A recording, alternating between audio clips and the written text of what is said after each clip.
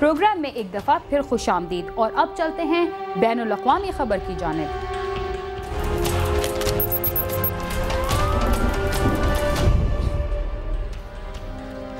Pakistan match fixing के हवाले से अक्सर ज़राए अबलाग में ज़ेरे बहस रहता है, मगर मैच फिक्सिंग सिर्फ हमारे मुल्क में ही नहीं बल्कि दुनिया भर में एक आम जुर्म बनता जा रहा है। इसकी ताज़ा मिसाल क्रोएशिया है, जहां पुलिस ने फुटबॉल मैच फिक्स करने के इल्ज़ाम में मैच के रेफरी और फुटबॉल फेडरेशन के नायब सदर को गिरफ्तार कर लिया।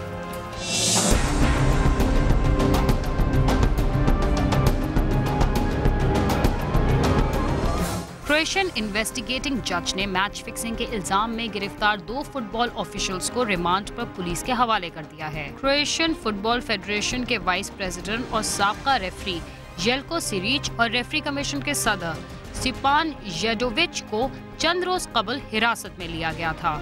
जज ने दोनों मुल्जिमान को 1 माह के रिमांड पर पुलिस के हवाले कर दिया है। मुल्जिमान के वकील प्रेसेमी विलाटोविच ने अदालत को बताया कि इस केस के दोनों गवाह बार बार अपने बयानात बदल रहे हैं। इस केस में करप्शन और मैच फिक्सिंग के इल्जामात आयद किए गए हैं, जबकि पुलिस को इन इल्जामात की तफ्तीश के इख्तियारात हासिल नहीं। केस के तफ्तीशी ऑफिसर के मुताबिक इस केस में एक अंडरकवर एजेंट ने गिरफ्तार होने वाले दोनों ऑफिशियल से 1 लाख यूरोस के एवज मैच फिक्स किया था और बयाने के तौर पर उन्हें 30,000 यूरोस भी अदा कर दिए गए थे। क्रोएशिया के suppression of corruption and organised crime department के डेप्यूटी हेड टोनी पेटकोविच के मुताबिक इस केस में उन्हें काफी शवाहिद मिल गए हैं, जिसके बाद उन्हें उम्मीद है कि ये केस जल्द ही साबित हो जाएगा। मैच फिक्सिंग के इल्जाम में गिरफ्तार होने वाले मैच रेफरी सिरिच को क्रोएशिया का बेहतरीन रेफरी माना जाता है। गुज़िश्ता साल भी पुलिस ने मैच फिक्सिंग और करप्शन के इल्जाम में 20 खिलाड़ियों को हिरासत में लिया था, जिनमें मैच ऑफिशियल्स, कोच और टीम मैनेजर भी शामिल थे, और इनमें से अक्सरियत का जुर्म तफ्तीश के बाद साबित हो गया था, जिन्हें कैद और जुर्माने की सजाएं सुनाई गई थी।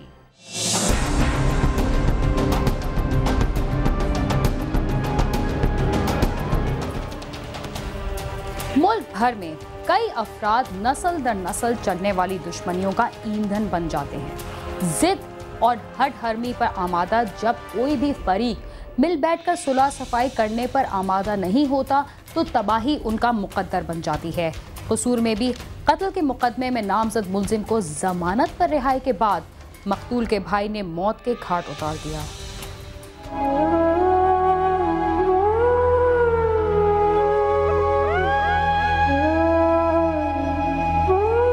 बस्ती नूरशाह वली की रिहायशी गुलजार बीबी लोगों के घरों में काम करती है। उसके 5 बेटे और 6 बेटियां हैं। उसके 2 बेटे मोहम्मद जावेद और मोहम्मद अकरम राजगिरी का काम करते थे, जबकि बेटियां मां के साथ ही लाहौर में लोगों के घरों में काम करती हैं। दिसंबर 2007 में रसूलपुरा ही के रिहायशी मोहम्मद जावेद के भाई वारिस अली को एक शख्स यूसुफ और उसके साथियों ने कत्ल कर दिया, जिसका मुकदमा थाना सदर कसूर में दर्ज हुआ। इस मुकदमे में मोहम्मद जावेद ने मोहम्मद यूसुफ के साथ उसके दोस्तों मोहम्मद अकरम और उसके भाई मोहम्मद जावेद को भी नामजद कर दिया। दोनों गिरफ्तार होकर जेल चले गए और अदालत ने उन्हें 25-25 साल कैद की सजा सुना दी, जबकि इस वाक़ये के चंद रोज बाद ही गुलजार बीबी का खावन पुरसरार तौर पर लापता हो गया, जिसका अब तक कोई सुराग नहीं मिल सका। मेरे भाई राज मिस्त्री का काम करते थे। हमारी माँ ने मेहनत मजदूरी करके हमें पाला है। मेरे बड़े भाई की दोस्ती यूसुफ के साथ थी, जिसने हमारे गांव के रिहायशी मोहम्मद जावेद के भाई को कत्ल किया, मगर मुद्दई पार्टी ने सिर्फ दोस्ती की वजह से मेरे दोनों भाइयों को इस मुकदमे में नामजद कर दिया।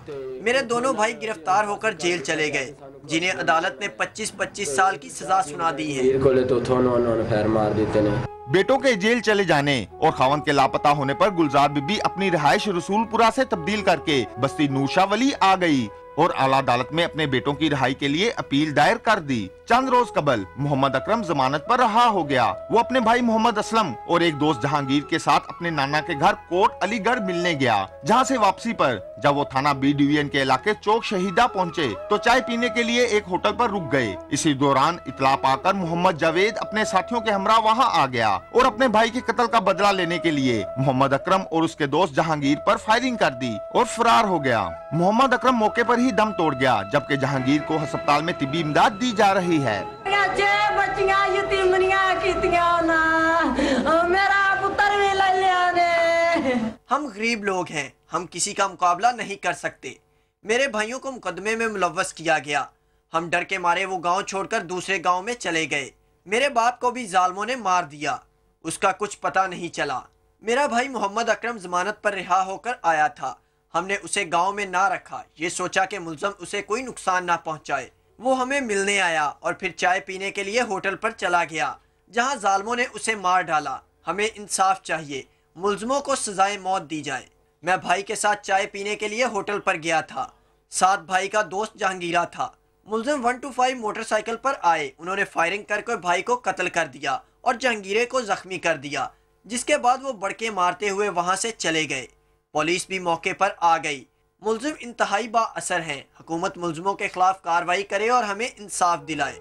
इत्तला मिलते ही थाना बी डिवीजन पुलिस मौके पर पहुंच गई। पुलिस ने लाश पोस्टमार्टम के लिए भिजवाकर मकतूल की वालदा गुलजार बीबी की रिपोर्ट पर मुकदमा दर्ज करके तफ्तीश शुरू कर दी है। मकतूल की लाश जब पोस्टमार्टम के बाद घर लाई गई तो वहां कोहराम बर्पा हो गया। माँ और बहनें लाश से लिपट कर रोती रहीं। उसे मुकामी कब्रिस्तान में सुपुर्द-ए-खाक कर दिया गया। माँ और बहनों का कहना है कि कातलों को फांसी दी जाए। मेरा ना बंदा 5 साल हो गया ने, बच्चे जेल च करवाए असी।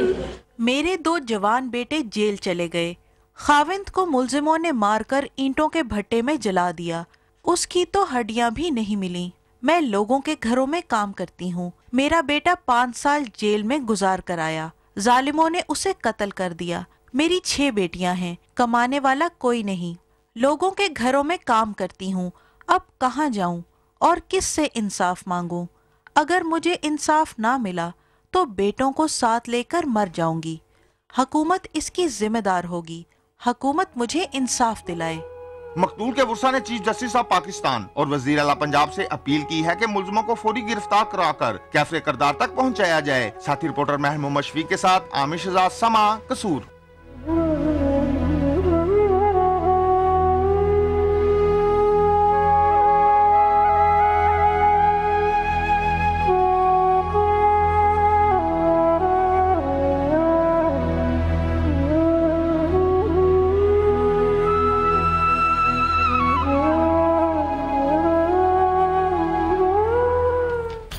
नेटो को तेल सप्लाई करने वाले ऑयल टैंकर्स आजकल खबरों का मरकज बने हुए हैं।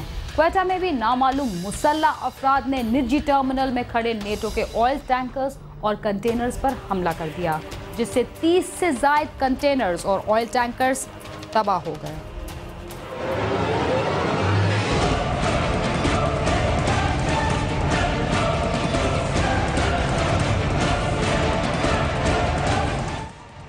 मेहमान एजेंसी में सलाला चेक पोस्ट पर नेटो अफवाज के हमले के बाद बलूचिस्तान के रास्ते अफगानिस्तान में मौजूद अमरीकी और नेटो अफवाज के लिए रसद ले जाने वाली गाड़ियों पर पाबंदी आयद कर दी गई है, जिसकी वजह से बलूचिस्तान के मुख्तलिफ इलाकों में नेटो ऑयल टैंकर्स और ट्रालर निजी टर्मिनल्स में खड़े कर दिए गए हैं। यूं कोयटा में खड़े 300 से जायद कंटेनर इजाज़त मिलने की मुंतज़िर है। जुमेरात की रात मगरबी बाईपास पर एक निजी टर्मिनल में खड़े 40 कंटेनर पर मुसल्लह अफराद ने 2 राकेट दागने के बाद कलाशिनकोफों से अंधाधुंध गोलियां बरसाई, जिसके नतीजे में उनमें आग भड़क उठी और 23 कंटेनर जलकर खाकिस्तर हो गए। ऐनी शाहिदीन के मुताबिक हमलावर मोटरसाइकिल और गाड़ी में सवार थे, जो फायरिंग करते हुए फरार हो गए। बाजार से जब मैं आ रही थी ना, ये खिजी चौक में राकेट लॉन्चर का पैर हो गया।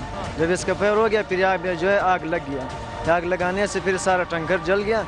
नेटो को रसद ले जाने वाले कंटेनर को आबादी वाले इलाकों में खड़ा करना खतरे से खाली नहीं। मकामी अफराद और ताजरों की जानिब से हुक्काम को तखरीबकारी के मुमकिन खतरे के पेश नज़र टर्मिनल खाली कराने के लिए दरख्वास्तें दी जा चुकी थी, मगर कोई सुनवाई नहीं हुई। ये कंटेनर जहाँ खड़े होते हैं, ये जो आसपास के घर वाले, इन्होंने तकरीबन बहुत ज़्यादा सैकड़ों एप्लीकेशनें दी हैं कि इनको ये जो आबादी वाले इलाके हैं यहाँ से हटाया जाए इनको, मगर उसको ऊपर कोई भी रद्द अमल नहीं हुआ है आज तक। साथ में हमारा गोदाम है सर, उल्टे सीधे आज पे 2-3 टैंकर खड़ा हुआ है, अभी तक आग नहीं पहुंचा है टैंकर तक। अगर इस टैंकर तक आग पहुंच गए तो हमारा गोदाम में सारा जब जाकर करोड़ों रुपया का हमारा गोदाम में माल पड़ा हुआ है। इस टैंकर वाला न कोई ड्राइवर है, न कुछ, दरवाजे लाख पड़ा हुआ है। अभी हम लोग हैरान कि क्या करें। टर्मिनल पर हमले के बाद पुलिस और फ्रंटियर कोर की भारी नफरी मौका पर पहुंच गई और आग पर काबू पाने के लिए फायर ब्रिगेड के अमले के अलावा पाकिस्तान एयरफोर्स की आग बुझाने वाली गाड़ियां भी पहुंच गई। रेस्क्यू के अमले ने मजीद आग फैलने नहीं दी और रात गए इस पर काबू पा लिया गया। मगरबी बाईपास का इलाका नेटो गाड़ियों के लिए कतई महफूज नहीं रहा। इस शाहरा पर इस नौयत के कई वाक़यात पहले भी पेश आ चुके हैं। इसके बावजूद सेक्रेटरी दाखिला बलूचिस्तान नसीबुल्लाह आबाजी का ये कहना कि ये इलाका सिक्योरिटी के लिहाज से महफूज है, समझ से बालातर है। सिक्योरिटी गेट है, बाउंड्री वॉल है, ज़ाहिर है मतलब कोई ऐसे जो है ना एरियाज जो है ना गवर्नमेंट के अपने डिजिग्नेटेड तो नहीं हैं। ठीक है, मिसक्रिएंट्स कर गए हैं अपना काम, लेकिन अदरवाइज सिक्योर तो हैं। इस वाक़े में अगरचे कोई जानी नुकसान नहीं हुआ, लेकिन नेटो को ईंधन और दीगर अशिया ले जाने वाली गाड़ियों को आबादी वाले इलाकों से फौरी तौर पर मुंतकिल न किया गया तो आने वाले दिनों में संगीन जानी व माली नुकसान हो सकता है। कैमरा टीम के साथ जलाल नूरजई, समा, कोयटा। नेटो को तेल सप्लाई करने वाले टैंकर्स पर एक अरसे से हमले जारी हैं और पाकिस्तान के मुख्तलिफ हिस्सों में ऐसे सैकड़ों कंटेनर्स को निशाना बनाया जा चुका है जो मुल्क के मुख्तलिफ हिस्सों से होते हुए अफगानिस्तान जाते थे। पिछले 2 हफ्तों से नेटो को तेल की सप्लाई पर पाबंदी की वजह से मुल्क के कई टर्मिनल्स पर सैकड़ों कंटेनर्स जमा हो चुके हैं, जिनकी वजह से आसपास की आबादियों में रहने वाले अफराद खौफ का शिकार है। इसके साथ ही आज का प्रोग्राम अपने इख्तिताम को पहुंचता है। अगर आप हमसे रब्ता करना चाहें तो हमारा पता है cs@sama.tv। इसके अलावा आप हमसे फेसबुक पर भी रब्ता कर सकते हैं। बीना खान को इजाज़त दीजिए और देखते रहिए समा।